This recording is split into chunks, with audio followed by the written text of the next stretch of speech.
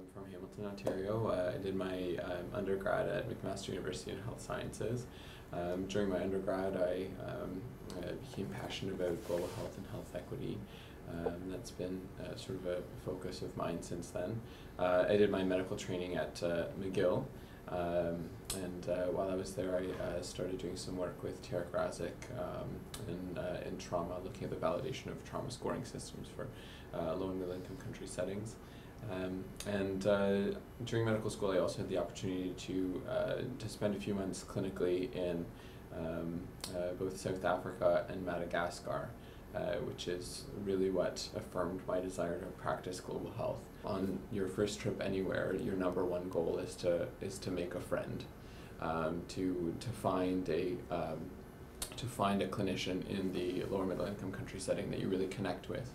And that you can really develop a long-term working relationship with.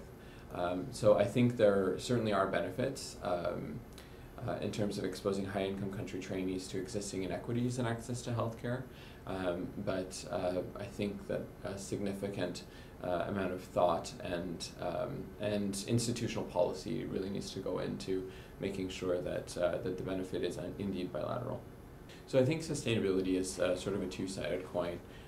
So on the one hand, yes, it's important that the things we aspire to achieve in low and middle income countries remain after our lifetimes and after our clinical work is quote unquote complete.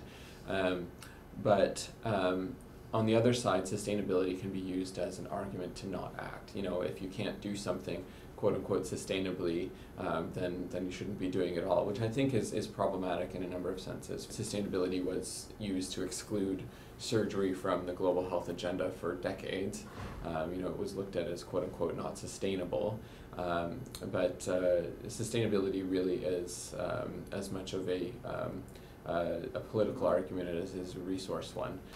You were the lead author in a pretty important paper on the roadmap towards global surgery. Could you just outline some of the conclusions that you come to for that? So is it interesting, because that paper actually was a bit controversial in one sense, because folks were saying, why are we focusing on high-income country actors? The real action is in low and middle income countries, and so we should be focused on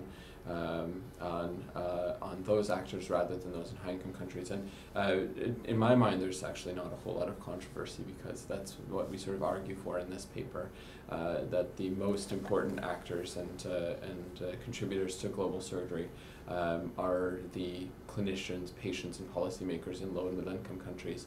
And really those in high-income countries should merely serve a subservient role to those actors in low and middle income countries, that we really need to be sort of humble about what we can and should be aiming for as high income country actors when the real push toward universal access to safe and affordable surgical and anesthesia care has to come from within countries.